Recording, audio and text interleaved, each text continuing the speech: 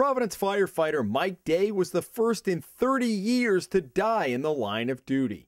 In June 2006, Day suffered a fatal heart attack in his office at headquarters just hours after returning from a fire. He loved his job. He loved it. He lived for it.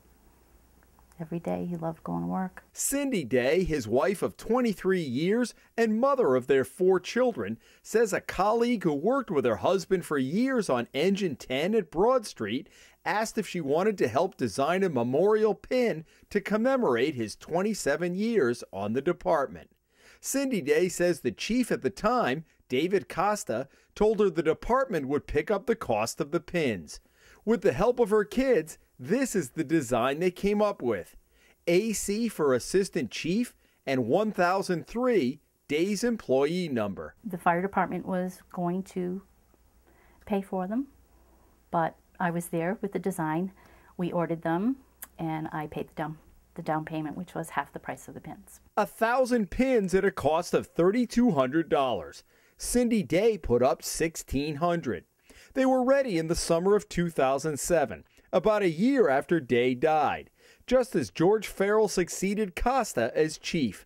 An assistant chief who has since retired picked the pins up, and Cindy Day's wait began. I assumed once they got to the department that something would be done, and they would call me and say, you know, we'd like to distribute the pins, you know, would you like some? Months went by, and when Cindy Day asked again, she was told the department needed to determine the protocol for where they would be worn on the firefighters' uniforms. I understood when I was told, well, we have to look and see where they're going to be placed. Okay, I could understand a month, 2 months at the top, but after a while I was completely baffled.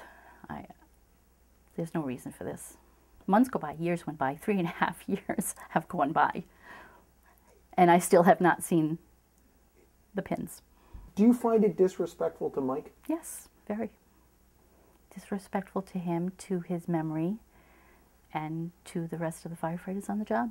This fall, after some firefighters again asked about the pins, Cindy Day decided that the only way to really get the chief's attention was here at Providence Superior Court. Last month, she filed a lawsuit demanding the chief return the pins to her.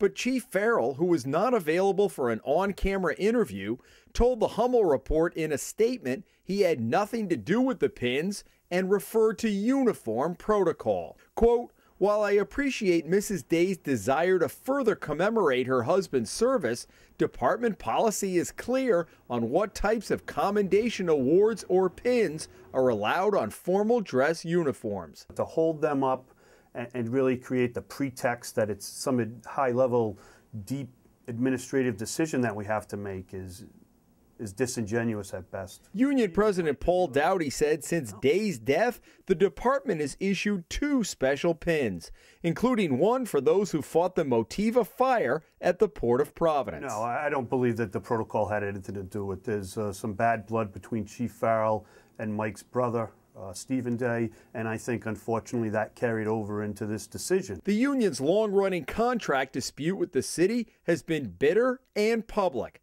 and Dowdy has had tough words for Chief Farrell. What about those who would look at you doing this interview and saying this is just another way for the union to kind of stick it to the administration and to pile on here? What would you say to those critics? I would say they may be able to put that out there, but my defense would be Mike Day wasn't in the union.